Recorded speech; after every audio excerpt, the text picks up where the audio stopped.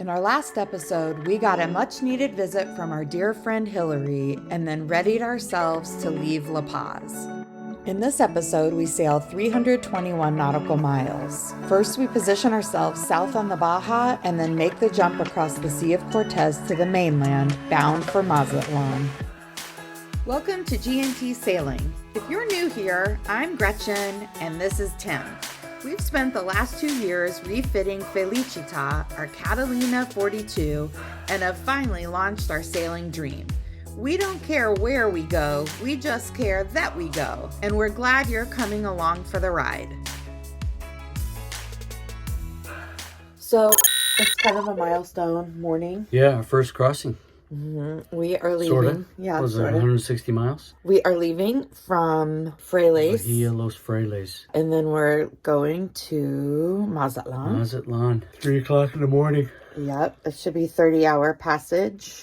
That's why we're getting up so early, so we get there at a good time on Sunday. We have to get there at high tide because it's shallow going into Mazatlán, and we have a reservation for a slip, which this is the first slip that we've done since we left San Diego. We have not had fresh water except for a little rain the other day on the boat. We're looking forward to getting everything really washed down. Yeah, we've had fresh water to drink, of course. In our tanks, but just not to wash down the boat. Not to wash down the boat. Yeah, so we're looking forward to really kind of scrubbing. And we are with our buddy boat, Salt Whistle, although we don't see their lights on yet, so we don't know if they're awake yet.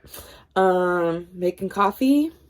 Doing our last checks. Should be straight shot. Wind's supposed to build in the first 2 hours. So we're going to leave with 2 reefs in the main, full head sail, and then ready to switch to the staysail if we need to. We had a really sporty sail yesterday down here, 44 miles from Muertos, and we think the conditions are going to be fairly similar. And so if they are, we'll have 4 to 5 foot seas and pretty steady wind.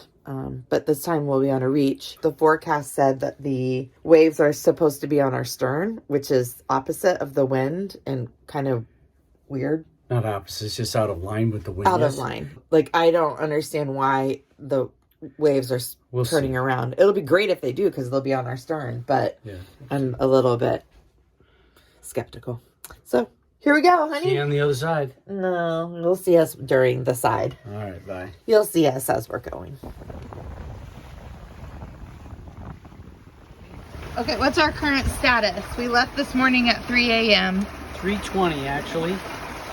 It's just about 15:20 now, so that's 12 hours, right? Mm-hmm. And how many miles have we done? 80-ish miles.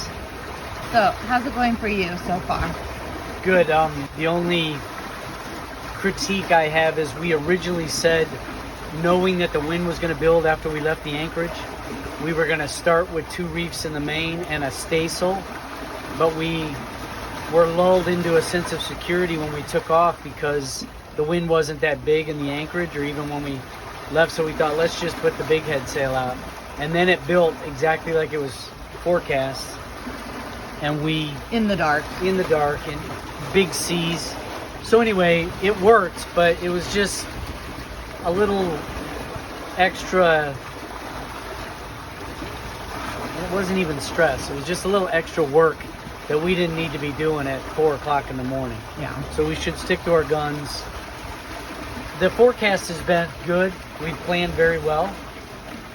So that's it. Other than that, I finally got Tilly figured out. Not that it's that hard to figure out, I just haven't really used it that much. But the boat is perfectly balanced right now. The wind died down just like it said it was going to, but to a nice 14, 15. But it's supposed to build again overnight, so we're starting to get ready for our nighttime configuration.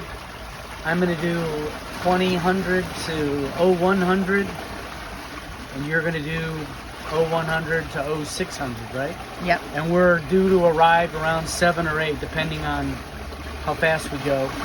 We've slowed ourselves down. We were going, I mean, the boat it's performing amazingly. Everything is working. Nothing's breaking. But yeah, I couldn't be happier with the way everything's working. I agree. The boat is performing great. I don't think I love these one night passages. passages. I would rather make more miles and get into a groove, because it's hard there is no groove to get into, so it's just kind of exhausting. But it's going really well. It's supposed to build overnight, like Tim was saying, but the forecast has been right in terms of wind direction, wave direction, sort of. The waves aren't on our beam completely, but it's not quite as far from the west as they forecasted.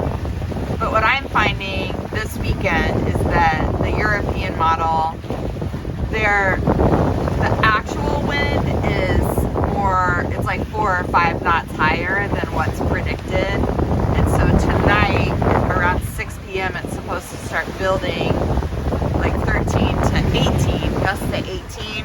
So I'm assuming that it's going to be more like 16 to 25. We're not in a hurry because we're running early. We can't go into the harbor until 8:30 for 2 reasons. One, the marina opens at 8:30, so we need to talk to them so they can tell us that we can come in to the harbor and also what our slip number is. But then the other reason is when we go in, it's pretty shallow in there, so everybody that we've talked to has recommended that we go in at high tide, which tomorrow morning is 08:40, I think. Yeah. So even if we get there, like right now, we're scheduled to get there 7:15. We're gonna have to either slow way down or just drive in circles out there or two. Anyway, we're not in a hurry. We don't need to push the boat, and we just heard that a really good friend of ours lost their masts. So that's, a sobering reminder to no need to push your boat. Not that he was pushing his boat, but when you push your boat, those sorts of things happen. So anyway, that's the report for now. We stuck close to our buddy boat, Salt Whistle, most of the trip, and that night we're treated to a simultaneous moonrise and sunset. It's awesome when you can plan passages to line up with a full moon. It makes visibility at night absolutely incredible.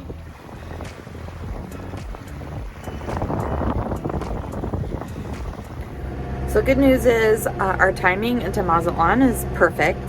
If I'm being honest, I feel a little nervous about going into the marina.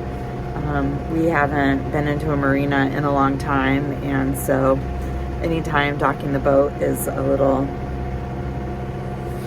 I don't know, it's just a thing. So here we are in Mazatlán. It's in the evening. Beautiful evening. The weather here is amazing. But it is so much warmer here. It is.